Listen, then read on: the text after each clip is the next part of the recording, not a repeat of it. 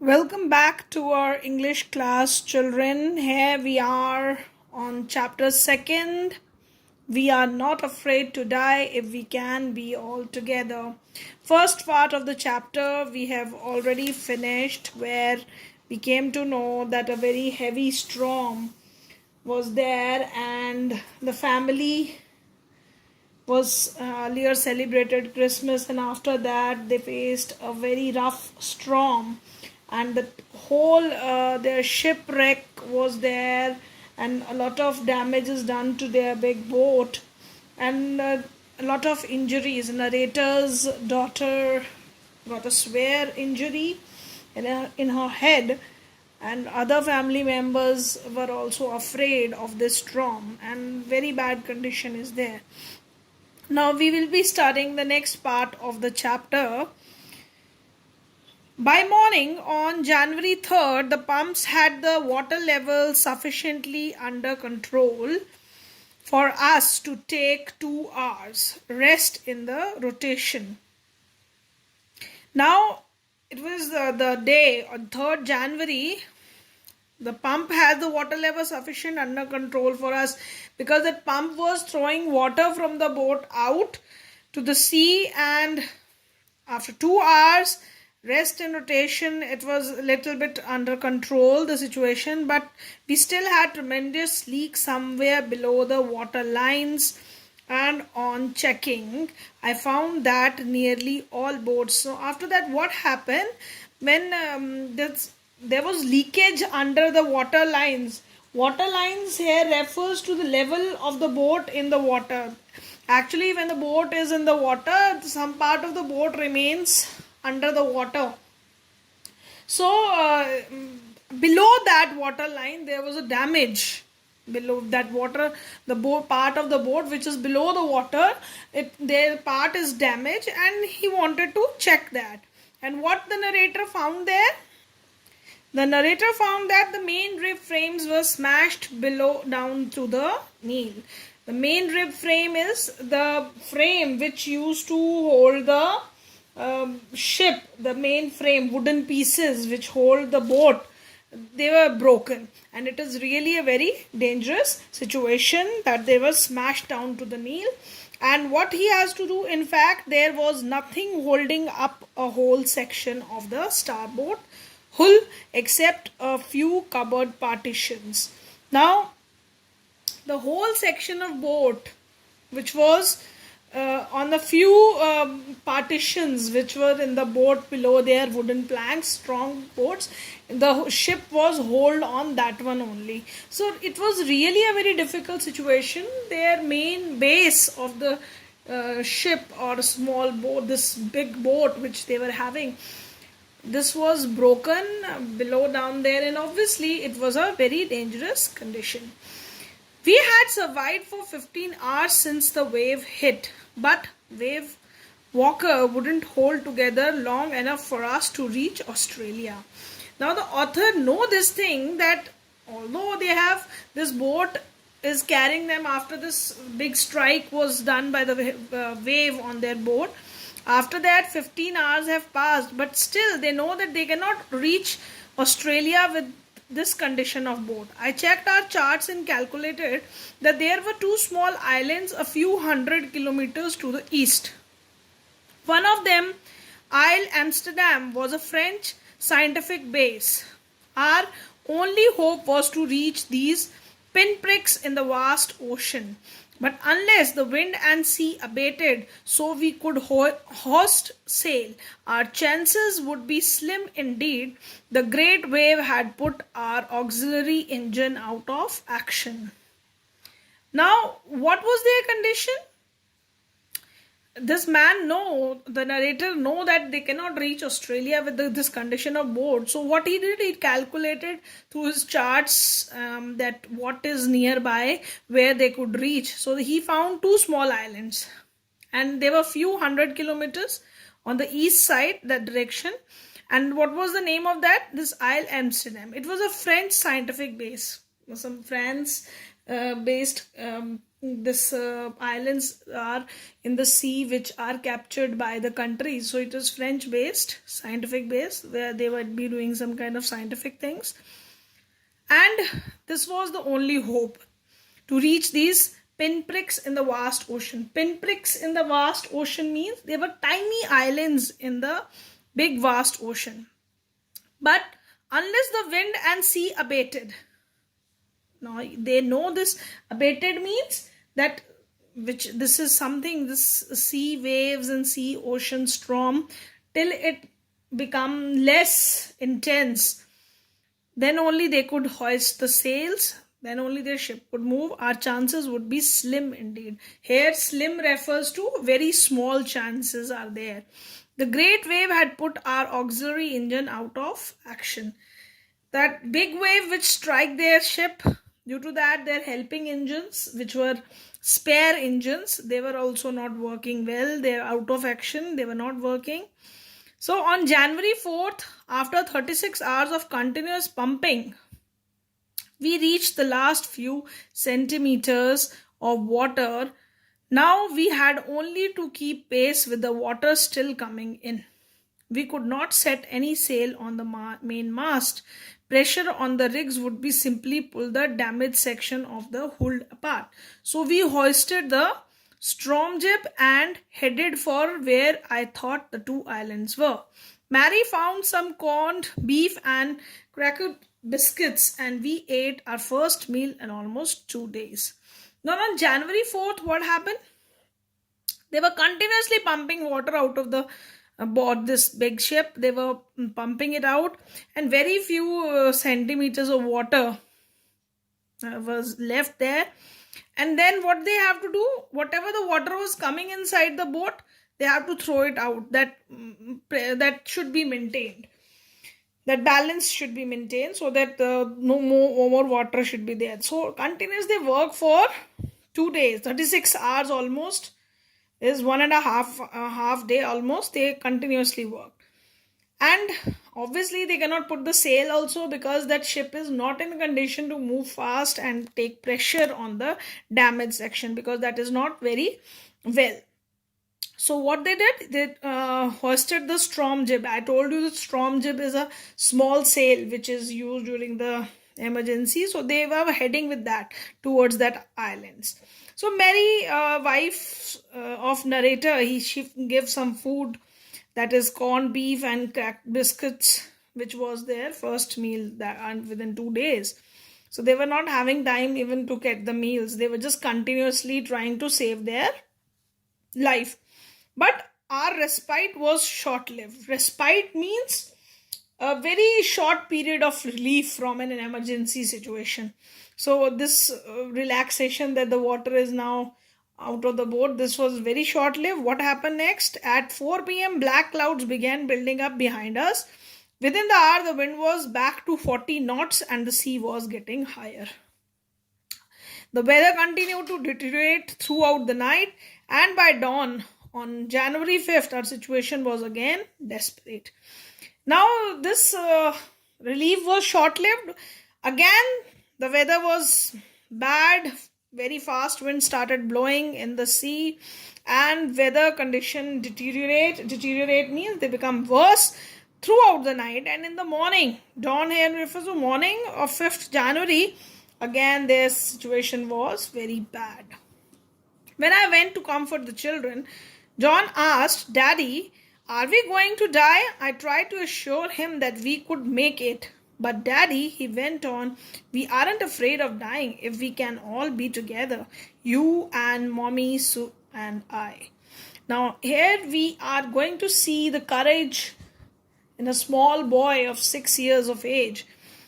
When this narrator went to comfort the children, so he talked to his son. So his son was asking that, are we going to die? Their situation was very worse. So before he wanted to assure him, he said that he is not afraid to die if he is with his whole family, his father, mother and his sister. So that shows the courage and tolerance and that optimism that which he's not at all afraid to die when his family is with him. I could find no words with which to respond, but I left the children cabin determined to fight the sea with everything I had. To protect the weakened starboard side, I decided to heave to with the undamaged port hull facing the oncoming waves. Using an improvised sea anchor of heavy nylon rope and 222 liters plastic barrels of paraffin.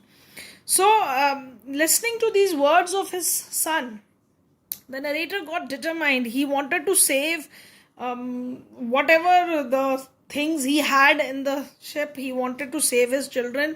So he became determined to protect this board side, and with the whatever things he has, whatever the damaged part, he wanted to overcome that situation. Whichever new wave is coming, he wanted to save this with the nylon ropes, and he did with plastic barrels the way he can save them. That evening, Mary and I sat together holding hands as the motion of the ship brought more and more water in through the broken planks. As the ship was moving, the water was coming inside the ship. So both his wife and they were feeling very depressed at that moment, and they were thinking that we both felt the end was near. So both of them were thinking that their end is near. Now they are going to die. But Wave Walker rode out the storm, and by the morning of January 6, with the wind easing, I tried to get a reading on the sextant. Now what happened? Both of them were little bit negative at this evening time, that they thought that their end is near. But as this big ship was moving, Wave Walker was moving out of the storm. By the morning of 6th January, the wind became relaxed, and what happened?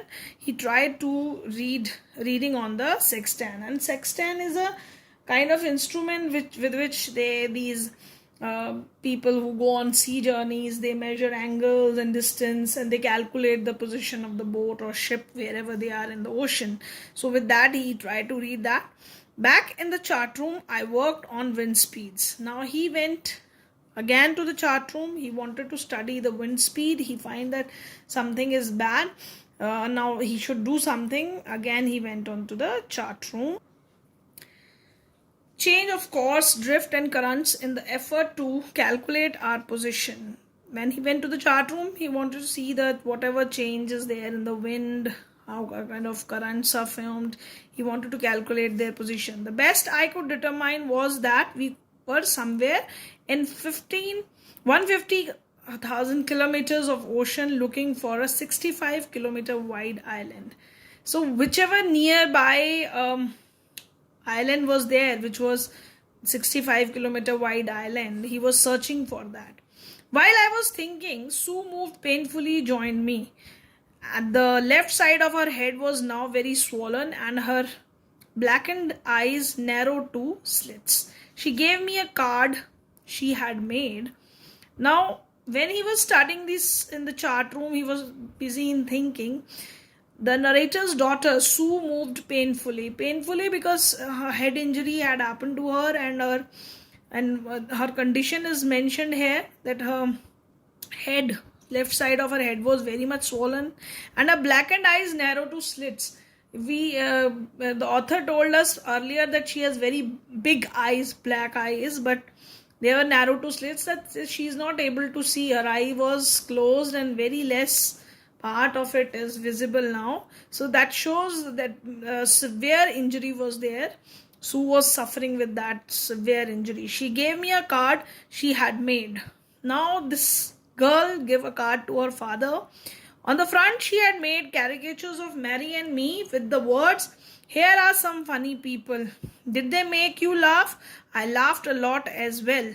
Inside was a message, "Oh, how I love you both." So this card is to say thank you and let hope for the best. Somehow we had to make it.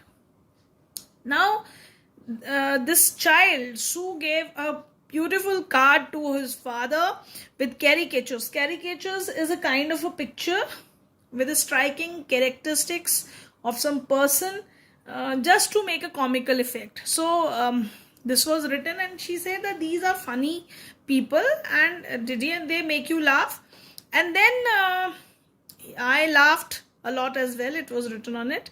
Now there was a message inside that card that she loves her parents both very much, and she wanted to thank her father through this card, and she's hoping for the best. This hoping for the best shows that she is again being optimistic, just as her brother, and somehow we had to make it. Now author thinks that definitely he has to save his children from this difficult situation.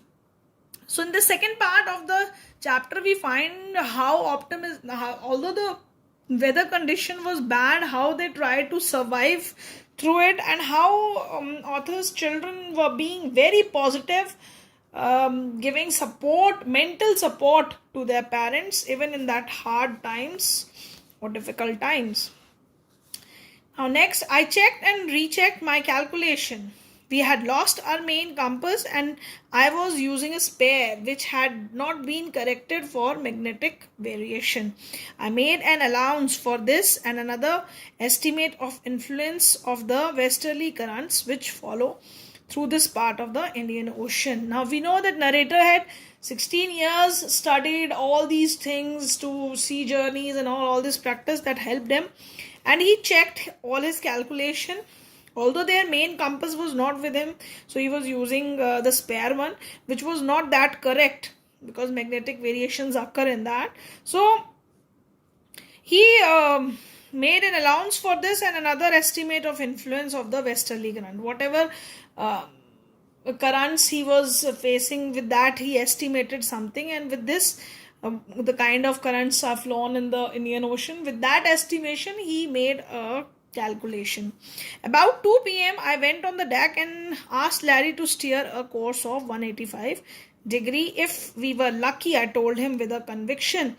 I did not feel he could expect to see the island at about 5 p.m. Now when he went to the deck, Larry, he was again with him, the sea persons with him, so he asked him to move 185 degree, whatever calculation he had made, and he also said to him that if we will be lucky, so with a conviction means the kind of a formal declaration he made, and he said that if although he is not feeling that, because the calculation he has made, it is on estimation, because his instruments are not working that accurately. So he said that if we would be lucky and his calculations goes right, so they would be seeing the island about 5 p.m. Then, with a heavy heart, I went below, climbed on my bunk, and amazingly dozed off. When I woke it was 6 p.m. and growing dark. I knew we must have missed the island, and with the sail we had left, we would hope to beat back into the westerly winds. Now, when he went into the cabin, and he was very surprisingly, he slept, and we woke up in the evening at 6 p.m. and it was dark outside there. So he thought that he would have missed the island, because according to his estimation, they would have reached there by 5 p.m.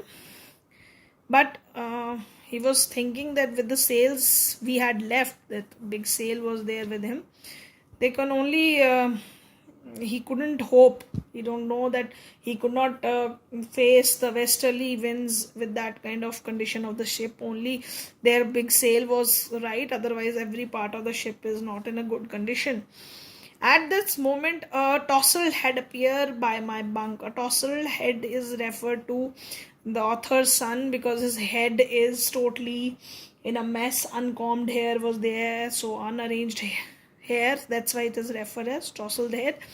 And can I have a hug? Jonathan asked. Sue was right behind him, so his son just came and he wanted to hug his father, and narrator's doctor is also with them. Why I'm getting a hug now, I asked. Because you are the best daddy in the whole world and the best captain, my son replied. Now this son, narrator's son, was so happy he wanted to give a hug, and he said that you are the best daddy and the best captain. Not today, John, I am afraid. Why, you must be, said Sue in a matter-of-fact voice. You found the island. Now, this daughter also replied that they have found the island. They informed their father that they have found the island. That's why they consider, they have a great respect for their father, that who saved them from this difficult situation, and they give him a title of the best captain in the world and best daddy in the world. And why I shouted, he was also surprised because it was a guess that he would reach that island, because he was not sure. It out there in the front of us, they coursed as big as a battleship, and they were very happy that that island is right in front of them and it is very big. I rushed on deck and gazed with relief at the stark outline of Isle Amsterdam, and then he was very relaxed and he continuously looked at that island. It was only a bleak piece of volcanic rock with little vegetation, the most beautiful island in the world. Now, this island was nothing but a small volcanic rock with very little vegetation, but he referred it as the most beautiful island in the world. Why the author referred here this island as the most beautiful island? Because for him that island was life-saving, as they were in a very pathetic condition. So this, even though this island was not lush green island or beautiful island, but his life was saved due to this island, and he got a kind of relief. So that's why he referred it as the most beautiful island in the world. We anchored offshore for the night, and the next morning all 28 inhabitants of the island cheered as they helped us ashore. Now, when during the night they anchored their ship there on that island, and by the next morning all 28 inhabitants, they cheered as they helped us ashore, because this was an island with French scientific kind of things they are doing there. So 28 inhabitants were there on that island only. So they helped them. With land under my feet again, my thoughts were full of Larry and Hebry, cheerful and optimism under the stress, and of Mary, who stayed at the wheel for all those crucial hours. He was very happy as land was again at their feet, and he thought that their thoughts are full of Larry and Hebry. They were a helper crewmen on the ship, and he was very cheerful and optimistic. Cheerful and optimistic under the stress. These people were very positive. That's why he was very thankful to them. And still Mary, he wanted to thank Mary, who was his wife, and even in the very difficult time, she was on the wheel in the difficult time. Most of all, I thought of 7-year-old girl who did not want us to worry about a head injury, which subsequently took 6 minor operations to remove a recurring blood clot between skin and skull, and of a 6-year-old boy who was not afraid to die. So this narrator through the story wanted to thank all the people on the ship, that is Larry and Hebry. They were very cheerful and optimist even in the very stressed hours. His wife Mary, who helped him even in the difficult times. Even his 7-year-old girl child, who was, even though there was a head injury, it was so severe. They have told that later on, afterwards, 6 major surgeries were done because there was a blood clot in her skin and skull. So, and even the 6-year-old boy, author's son, he was so optimistic that he was not afraid to die. So with this positive note, we end the story, and this tells us how important is there to be optimistic and positive in all the difficult situations. And author says that this positivity gives us such kind of energy that one can come out of that very harsh situation also. And with this note, I wanted to end this chapter, and again you will be writing down all the word meanings in your notebook to understand the chapter thoroughly, and please do read the chapter twice. Thank you, class. Thank you very much.